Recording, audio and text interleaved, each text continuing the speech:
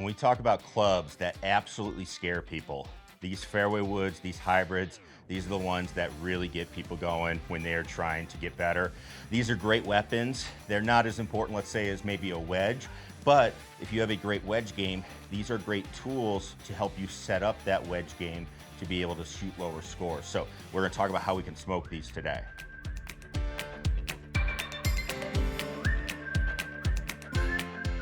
So when we're talking fairway woods, the big thing that we have to realize, why do we want a fairway wood, or why do we want a hybrid? What is the point of the golf club? Well, the point of the golf club is, for me, I have three things that I like about it. One, this is a little bit easier for me to draw. So if I'm on a hole where I need the club or the ball to draw and it's almost borderline hooking it, I'm going with a 3-wood. Drivers nowadays, the way they're designed, are very difficult to get to draw and keep it under control. I might add that. But you also make it's a lot easier when you have more loft on the club. And also when you're hitting down on it a little bit, you can actually draw it a little bit easier. So those are some things we'll talk about in a minute as we go through this. The other thing I like is I can get some distance and get the proper distance I want, whether it's a par 5 where I want to advance it up there so I have a shorter shot into the green. I don't want to leave myself a 7-iron for my third on a par 5. I want to get it up there and have a wedge in, or even get on the green. Or if I'm playing a hole where there's a cap on the distance, let's say it's a par 4. It's 400 yards, and I have at 260, there's water. Well, I know my 3-wood maxes out at 250. I can hit this club and get it up there, and I have 150 in. Compared to hitting an iron where I hit it maybe 210, 220, and now I'm leaving myself 180, 190 into that green. It just makes life so much easier when you can do that. Now, there are going to be some things that people struggle with, and there's a reason why I think they can't make this club work as consistently as they want. So the first is going to be, and you see I got the gravity fit on, this is going to be really big right here, is you have to hit the ball in the center of the face. First thing that's different about these clubs is look at the shape of the head. I've got an iron here. You just have different shaped heads. So what you're starting to introduce into these golf clubs, one, you're just hitting it farther. So when you hit it farther, it has more chance to go offline. Notice I didn't say in my previous, reasons, I'm not taking this club out to hit it laser straight. I want distance out of this thing, but I need to at least keep it on the planet. That's the goal. That's really the goal. I'm not trying to hit greens with it. I'm trying to keep the ball in play and give myself good opportunities on the next shot. If I hit the ball on the toe or the heel, this ball is going to go offline. Gear effect gets introduced. With irons, you don't see really as much gear effect. You might see the ball start a little right or left. You also are going to see a loss in distance if you don't hit the center with your irons, but you're not going to see the ball get crazy out of control like you will with a hybrid or any club that is shaped like this. So the biggest thing that I like to have people do, and that's why this gravity fit, number one tool I use for people with hybrids and fairway woods, we get the gravity fit on. I've got the bands long, and what I want people to work on is controlling the radius.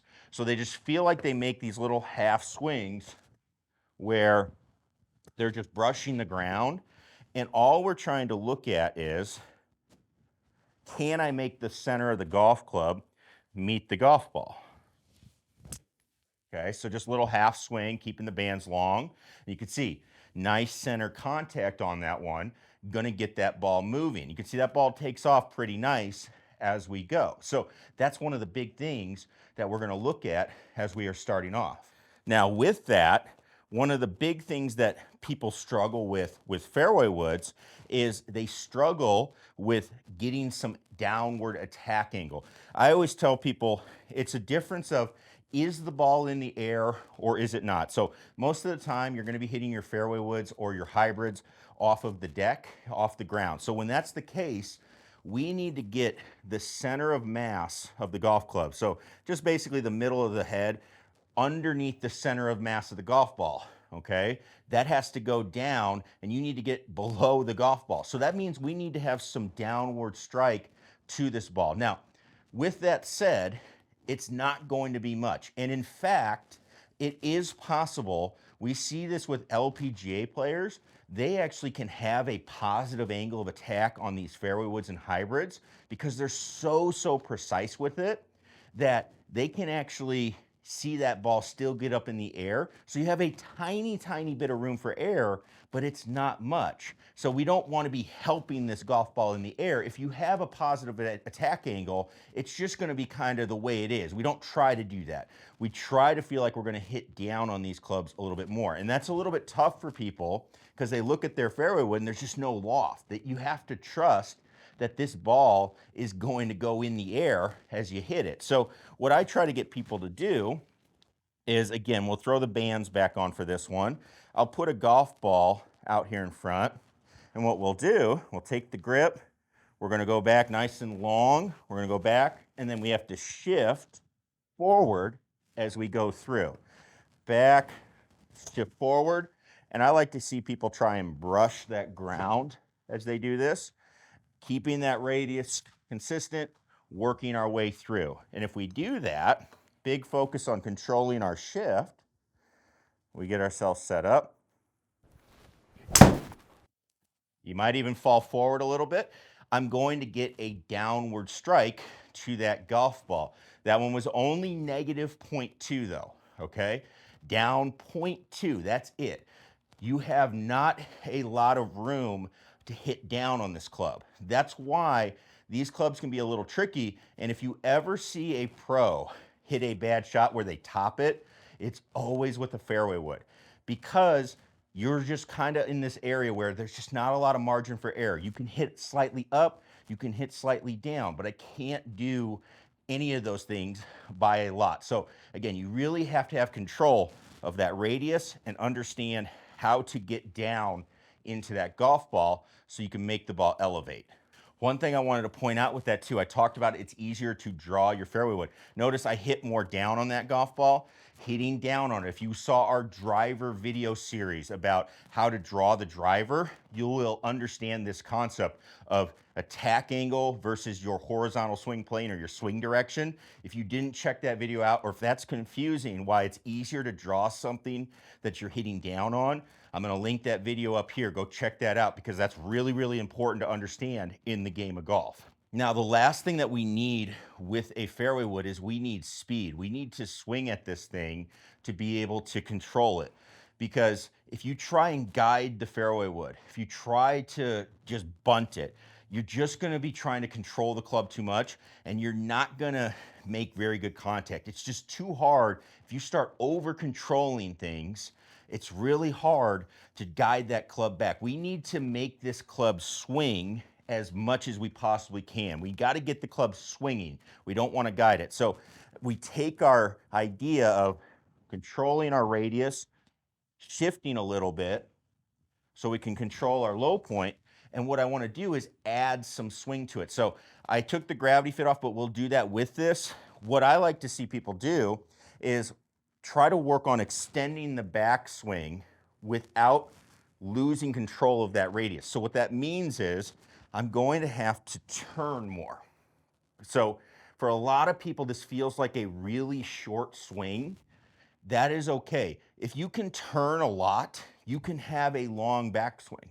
You can make a really long backswing, but you need to be able to turn. And if you have to, hey, I need to turn a little more and I need to let this lead foot come up, kind of free everything up, you are certainly allowed to do that, but you are going to have to replant and go back and hit the ball. I think that's okay to do. Just know that you have to make sure you get back to hitting down towards your 3-wood. So that's the big key.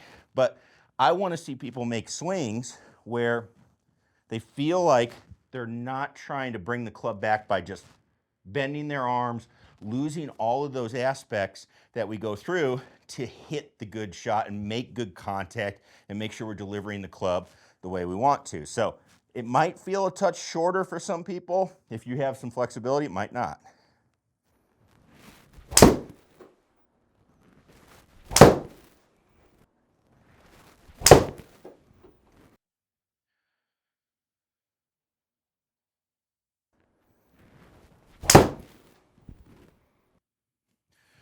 I like that one.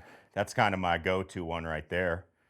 Get that 3-wood. You can see negative 0.2 on the angle of attack down, low point 0.3 in front. That's going to help me hit a little bit, swing a little bit more into out, and we're we're gonna send that 3-wood. So notice I didn't talk about ball position on this one. Ball position is relative. There are times where I move it back a little bit. There are times where I might move it forward. But in general, people will ask me about ball position.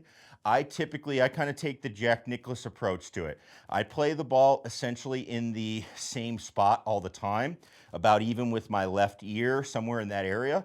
And then I just adjust my stance based on what club I'm hitting. And when you do that, that effectively makes the ball play different positions. So if I'm here, ball at the left ear, narrower stance, I'm effectively hitting down on it more like I would with a short iron. I get a little wider with the longer clubs, so effectively it's going to play a little bit more forward. But again, there's going to be times if I want to hit a lower driving fairway wood, then I'm going to try and move that ball back. If I'm going to try to launch it a little higher, I might move it forward. So ball position there, definitely on the front side of the stance, but you can experiment a little bit with it and see what it does for you. But the big keys that everybody needs to be able to do to have success with these clubs is you need to be able to hit the ball in the center of the face. You need to be able to control what your angle of attack and your low point. Make sure that it's not too aggressive down, but also make sure it's not up. You got to try to find that good spot. And then from there, you need to work on letting it swing without losing control of the radius or where you're going to bottom out that club. And that's where a lot of people start over swinging these clubs, getting way too long of an arm swing, stuff like that, in their effort to hit it. So these clubs are fun. I absolutely love it. I have this 3-wood that I've had for a long time. I don't see me, if I'm hitting it like that, even if it's not the farthest one, that's not going to be the one that I get rid of anytime soon because I trust it. So we'll keep playing with it. But if you have any questions about it, please comment down below. And as always, click that subscribe button if you're not a subscriber already. We'll see you in the next one, everybody. All right. Peace.